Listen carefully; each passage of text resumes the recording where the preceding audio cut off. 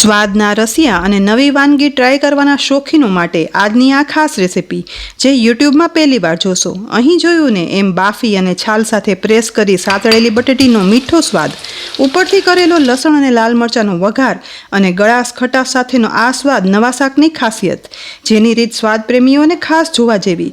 સાથે જ નવી રીતથી ક્રિસ્પી પોચી બેસન અને મલાઈની ભાખરી અને નવા ભરેલા મરચાં, બસ જોઈને જ મોંમાં પાણી આવી ગયું ને. ખૂબ જ અલગ રીતે બનતી નવા સ્વાદની આ થાળી બનાવવાની શરૂઆત એક અલગ જ પ્રકારના અને ક્યારેય ન બનાવ્યા હોય તેવા શાકથી કરીએ. તો તેના માટે અહીં 10 થી 12 નંગ નાની બટેટી લેવાની છે, અથવા તો મીડિયમ સાઇઝના આવા બટેટા હોય તો પણ ચાલે. બધા બટેટાને પાણી ભરેલા બાઉલમાં ઉમેરી દઈશું અને ઘસી અને ધોઈને સાફ કરી લેવાના છે, જેથી તેમાં કચરો હોય ને તો નીકળી જાય, કારણ કે આજે આ બટેટીનો આપણે છાલ સહિત જ ઉપયોગ કરવાનો છે. હવે સાફ થયેલી બટેટીને કિચન ટોવેલ પર લઈ લઈશું અને ત્યાર પછી ઘસી અને કોરી કરી લેવાની છે. બસ બધી બટેટી કોરી થઈ જાય ને એટલે હવે ગેસની લો ફ્લેમ પર કુકરની અંદર સ્ટેન્ડ અને પાણી ઉમેરી તેમાં ડીશ મૂકી અને તેના પર બધી બટેટી એક પછી એક ગોઠવી દેવાની છે. બધી બટેટી ગોઠવાઈ જાય ને એટલે ત્યાર પછી તેની ઉપર મીઠું આ રીતે સ્પ્રેડ કરી દઈશું. હવે કુકરનું ઢાંકણ ઢાંકી ગેસની મીડિયમ ફ્લેમ પર કુકરમાં 3 સીટી કરી લેવાની છે, જેથી તે બરાબર બફાઈ પણ જાય અને આખી રહે. કુકરમાં સીટી થાય છે ને એ દરમિયાન આજે નવી જ રીતે એક અલગથી બેસન મલાઈ ભાખરી બનાવવા માટે એક પહોળા બાઉલની અંદર 1 કપ ઘઉંનો ઝીણો લોટ લેવાનો છે. તેની બદલે તમે કરકરો લોટ પણ લઈ શકો છો. તેની સાથે 1/4 કપ બેસન ઉમેરશું અને સાથે 1 ટીસ્પૂન જીરું, અડધી ટીસ્પૂન મીઠું અને મોણ માટે તેલની બદલે 2 ટેબલ સ્પૂન જેટલી દૂધની મલાઈ ઉમેરવાની છે. દૂધની મલાઈ ઉમેરવાથી ભાખરી એકદમ ફરસી અને સોફ્ટ બને છે. અને સાથે બેસન ઉમેરવાથી બેસનના સ્વાદના કારણે આ ભાખરી બહુ જ સરસ મીઠી બને છે. બધું મિક્સ થઈ જાય ને એટલે હવે 1/4 કપ પાણી લઈએ. જોઈએ એ પ્રમાણે પાણી ઉમેરતા જઈ એકદમ કઠણ લોટ બાંધવાનો છે, કારણ કે ભાખરીનો લોટ છે ને તે હંમેશા કઠણ જ હોય, તો જ આ ભાખરી કડક બનશે. બસ કઠણ લોટ બંધાઈ જાય ને એટલે ઢાંકણ ઢાંકી આ લોટને 10 મિનિટ માટે કૂણવા રાખી દઈએ.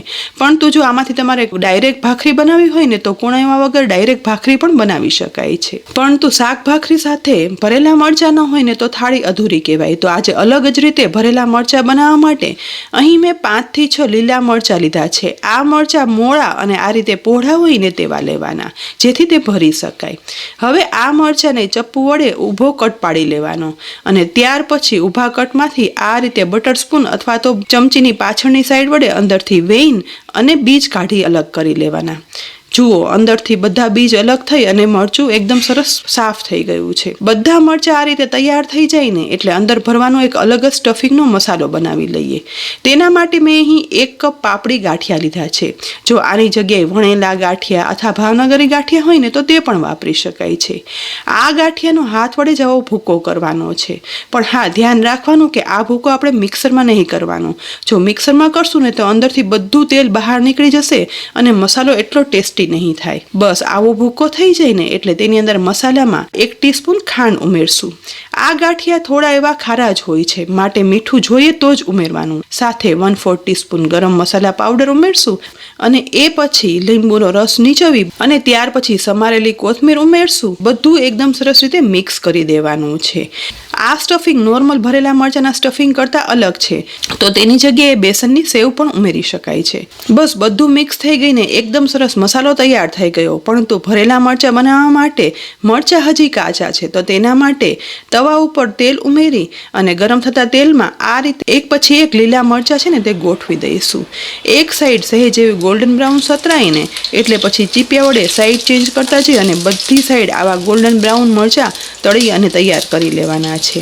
બસ મરચાં એકદમ સરસ તળાઈ ગયા છે. તો હવે આ મરચાંને આપણે એક પછી એક ડીશમાં લઈ લેશું અને ડીશમાં લીધા પછી હવે આ મરચાંની અંદર બનાવેલો ગાંઠિયાનો મસાલો છે ને, બસ આ જ રીતે એક મરચાંમાં સમાઈને એવો પ્રેસ કરી અને મસાલો ઉમેરી લીધા પછી જુઓ, એકદમ ખાઈ શકાય ને તેવા નવા સ્ટફિંગ સાથેના ભરેલા મરચાં બની અને તૈયાર થઈ ગયા છે. તો આ જ રીતે બધા મરચાં આપણે ભરી લઈશું. બધા મરચાંમાં આ રીતે ગાંઠિયાનું સ્ટફિંગ ભરાઈ જાય ને એટલે હવે ડીશમાં ગોઠવેલા આ મરચાં ઉપર વધેલો મસાલો છે ને તે ભભરાવી દેવાનો છે.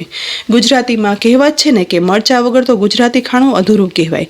તો આ ડીશમાં આ રીતે ભરેલા મરચાં અથવા તો કોઈ પણ ડીશમાં બનાવશો ને તો અલગ છતાં ઝડપી બની જતા આ ડીશ ખૂબ જ સરસ લાગશે. બીજી સાઈડ કુકરની સીટી થઈ કુકર પણ ઠંડુ થઈ ગયું છે. તો કુકરનું ઢાંકણ ખોલી લઈએ. અહીં ચેક કરતા જુઓ બટેટા છે ને તે બફાઈ પણ ગયા છે અને આખા પણ રહ્યા છે. બસ આ શાક માટે આપણે આવા જ બટેટા જોઈશે. હવે અંદર સુધી બફાઈ ગયેલા બટેટાને ચપ્પુની મદદથી એક પછી એક બહાર કાઢી લેવાના છે. હવે મેશર લઈશું અને ત્યાર પછી એક બટેટાને આ રીતે સહેજ જેવું જોર કરી અને મેશ કરવાનું છે. અહીં બહુ વધારે મેશ નહીં કરીએ. જુઓ આખું પણ રહેશે અને છાલ સહિત આ રીતે બટેટું મેશ થઈ જશે. આ જ રીતે એક એક બટેટાને લેતું જવાનું અને સહેજ પ્રેસ કરી અને મેશ કરતું જવાનું છે. પણ હા, આ બટેટું આખું રહેવું જોઈએ એ ખાસ ધ્યાન રાખવાનું, કારણ કે આ શાક આપણે છાલ સહિત જ અને છાલ રોસ્ટ કરી અને બનાવવાનું છે, જેનો સ્વાદ ખૂબ જ સરસ થાય છે. બધા બટેટા આ રીતે મેશ થઈ જાય ને એટલે હવે આ શાકમાં ઉમેરવા માટેનો એક ખાસ મસાલો બનાવી લેવાનો છે. જેના માટે 5 થી 6 લસણની કળીઓ છે ને તે આ રીતે ખાંડણીમાં ઉમેરી દઈશું અને સહેજ એવું વાટી લેવાનું છે. લસણ એકદમ સ્મૂથ થઈ જાય તેવું નહીં વાટવાનું, બસ આવું અધકચરું રહે ને તેવું લસણ વટાઈ જાય ને એટલે તેમાં 1 ટીસ્પૂન કાશ્મીરી લાલ મરચું પાવડર, અડધી ટીસ્પૂન ધાણા જીરું પાવડર, અડધી ટીસ્પૂન મીઠું ઉમેરી ફરી આ રીતે સહેજ વાટી અને મિક્સ કરી લેવાનું છે. આ એક ડ્રાય ચટણી બની અને તૈયાર થઈ. પરંતુ આપણે આ શાક માટે આ મસાલો થોડો એવો પલ્પી જોઈશે, માટે 1 થી 2 ચમચી જેટલું પાણી આ બનેલી ચટણીમાં ઉમેરી દઈશું અને ત્યાર પછી સહેજ એવું મિક્સ કરતા જુઓ આ મસાલો બની અને તૈયાર થઈ ગયો છે. બસ આવી પેસ્ટ તૈયાર થઈ જાય ને એટલે હવે આપણે શાક વઘારવાનું છે. પરંતુ આજે કઢાઈમાં કે પેનમાં વઘારવાના બદલે ગેસની લો ફ્લેમ પર લોખંડના તવામાં આ રીતે 5 ટેબલસ્પૂન જેટલું તેલ ઉમેરી દેવાનું છે.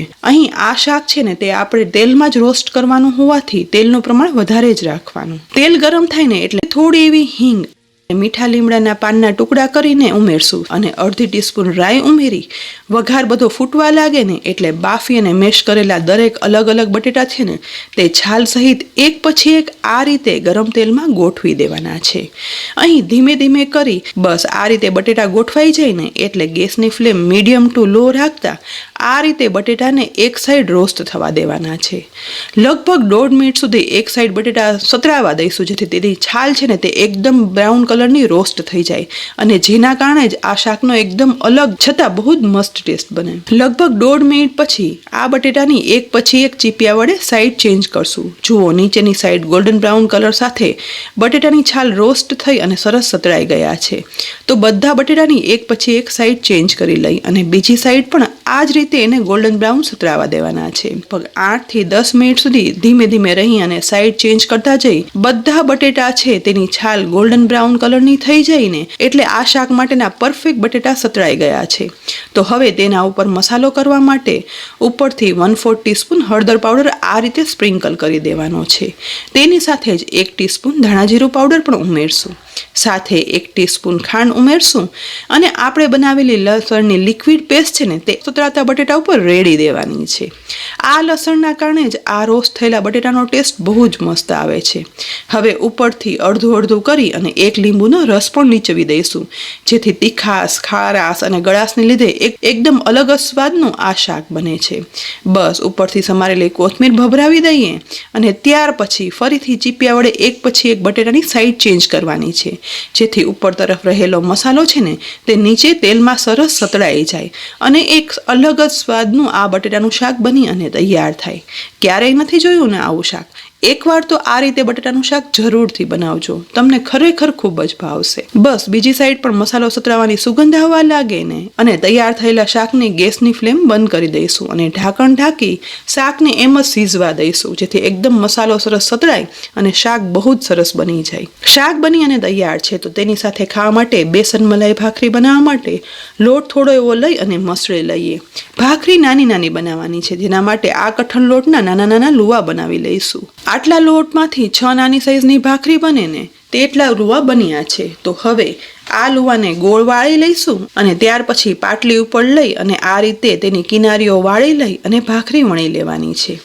આ ભાખરી છે ને તે મીડિયમ થિકનેસની જ રાખવાની, કારણ કે ભાખરી છે તે પતલી નથી હોતી, હંમેશા થોડી થિકનેસ વાળી હોય છે. બસ ભાખરી વણાઈ જાય ને એટલે વેલણ વડે ડિઝાઇન પણ પાડી લઈશું અને ત્યાર પછી આ ભાખરીને તવા ઉપર ગેસની લો ફ્લેમ પર રાખી દઈએ અને શેકવા દઈશું. આ રીતે અહીં મેં ટોટલ 4 નાની ભાખરી બનાવી લીધી છે અને તેને તવા ઉપર શેકવા માટે પણ રાખી દીધી છે. બસ એ થોડી વાર એક સાઈડ શેકાઈને પછી સાઈડ ચેન્જ કરી તે પ્રેશર વડે પ્રેસ કરતા જઈ અને શેકવાની છે.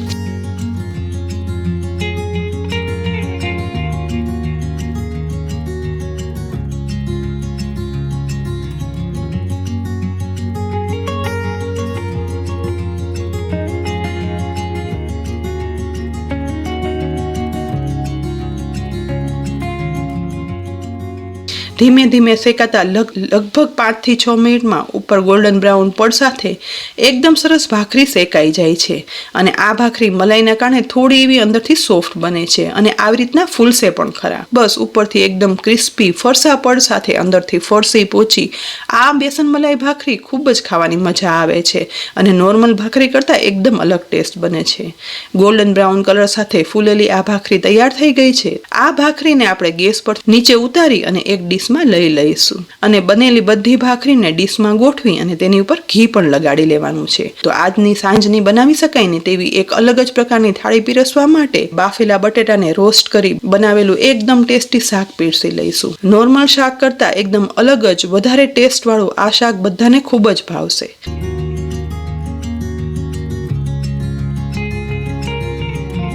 તેની સાથે ગાંઠિયાનો મસાલો બનાવી અને ભરેલા મરચાં છે ને તે પણ પીરસી લઈએ અને છેલ્લે બેસન મલાઈમાં બનાવેલી ઉપરથી ક્રિસ્પી અંદરથી સોફ્ટ મલાઈદાર આ ભાખરી પીરસી લઈએ.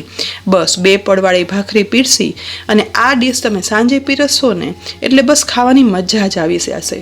નાનાથી લઈ મોટા બધાને ભાવશે, પેટ પણ ભરાઈ જાય અને ખાધાનો પણ સંતોષ થાય. તો ફ્રેન્ડ્સ, આજની એકદમ નવી છતાં દેશી અને છતાં સાદી થાળીની રેસીપી કેવી લાગી કોમેન્ટ બોક્સમાં લખી અને જરૂરથી કહેજો. રેસીપી ઉપયોગી લાગી હોય ને તો લાઇક કરી અને શેર કરજો.